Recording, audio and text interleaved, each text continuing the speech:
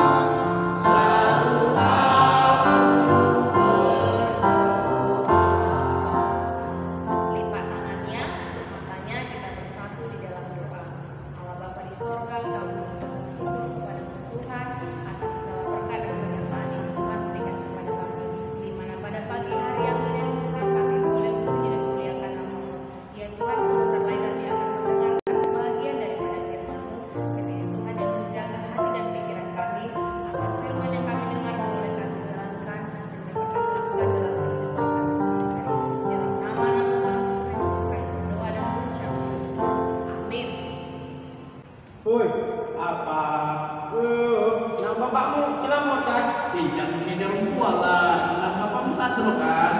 Lambot. Apa? Jangan ini orang tua lah. Apa? Nama mamamu Sri kan? Tahu kan nama mamamu Sri kan? Ya udah dengar aja lah. Sri. Kalian kenapa? Kok pada ribut? Ada apa ini?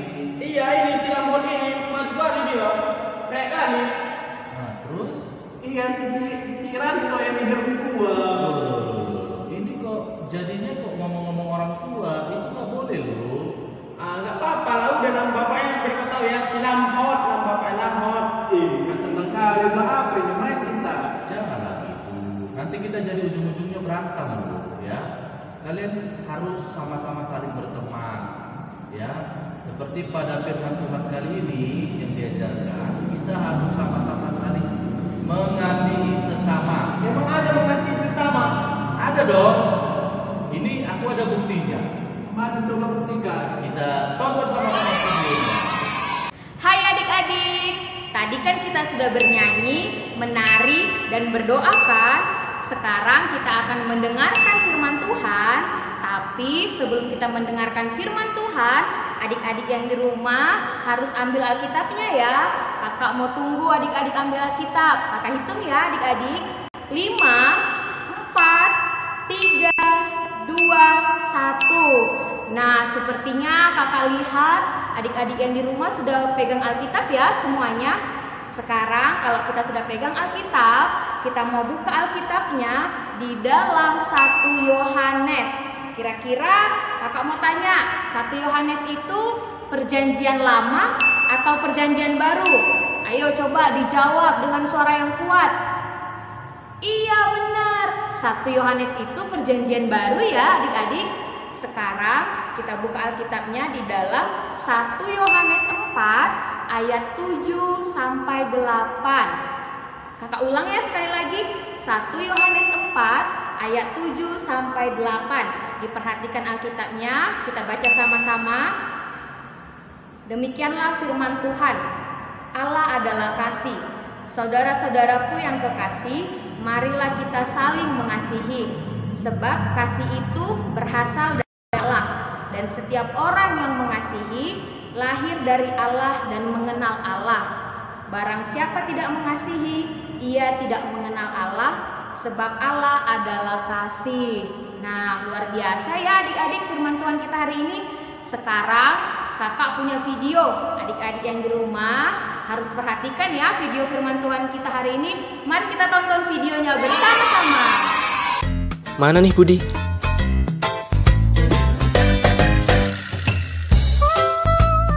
Don. Nah, itu dia. Udah lama nunggu ya? Maaf loh, Dan. Haha, nggak apa-apa kok, Bud. Oke deh. Hehe. Gimana keadaan kamu, Dan? Baik-baik aja, Bud. Kamu gimana? Aku juga baik-baik saja kok. Kalau ada masalah cerita ya. Barangkali aku bisa bantu. Gimana ya? Nggak usah malu-malu. Kayak kamu baru kenal aku aja. Kita temenan kan udah dari kecil. Kita juga satu iman. Ayo sharing. Mungkin aku bisa bantu. Itu si Edo, dia mesti jahil. Dia selalu bully aku. Dia selalu memanggilku. Hai botak. Malah kadang aku dipanggil. Hai Toyul. Dan kadang kepalaku juga dipukul. Aduh. Dan kalau aku lagi santai jalan-jalan gitu, tiba-tiba aduh.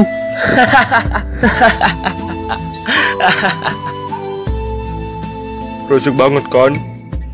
Aku gak suka sama Edo. Aku benci. Awas saja.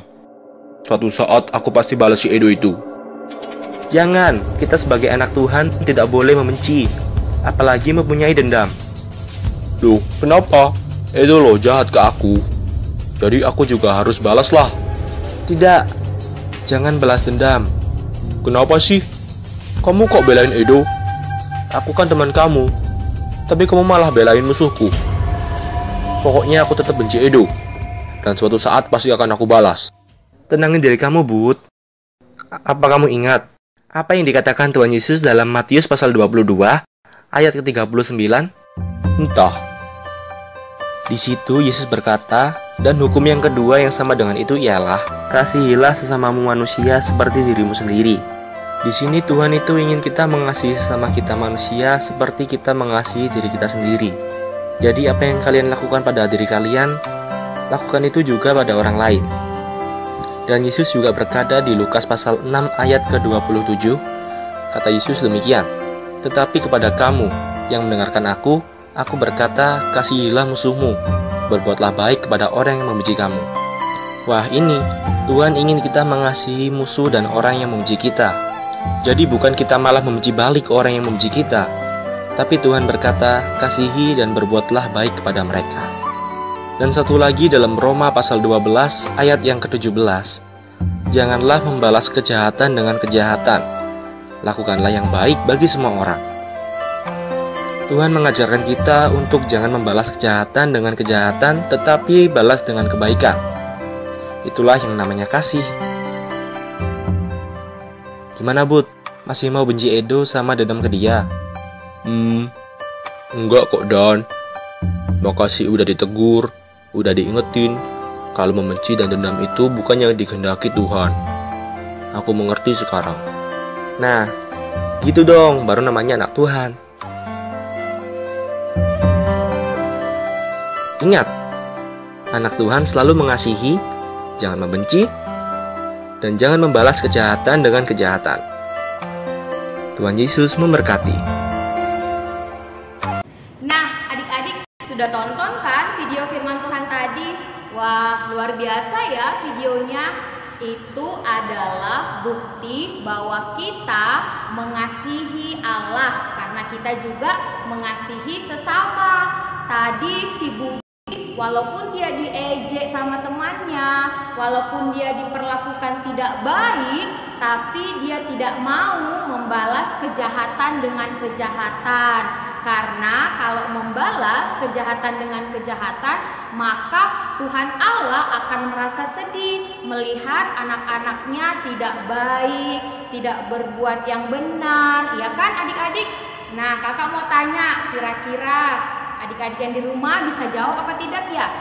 Jika ada adiknya yang berbuat salah, misalkan berbohong kepada orang tuanya, kemudian kakaknya mengetahui perbuatan itu, dan kakaknya ini menyembunyikannya dari orang tua. Kira-kira kakaknya itu berbuat baik atau berbuat jahat? Coba kakak mau lihat adik-adik di rumah jawabannya. Iya, itu adalah perbuatan yang tidak baik. Meskipun abangnya atau kakaknya ingin melindungi adiknya dari orang tuanya, tapi itu adalah perbuatan yang tidak baik. Karena berbohong itu sama saja perbuatan yang tidak disukai oleh Allah. Kemudian yang kedua, kakak mau tanya lagi, kalau misalnya adik-adik membantu temannya pada saat ujian, memberikan contekan, kira-kira itu perbuatan baik apa tidak baik? Coba kakak mau lihat jawaban adik-adik. Kurang dengar nih, kakak nggak dengar suaranya, lebih kuat kakak mau dengar.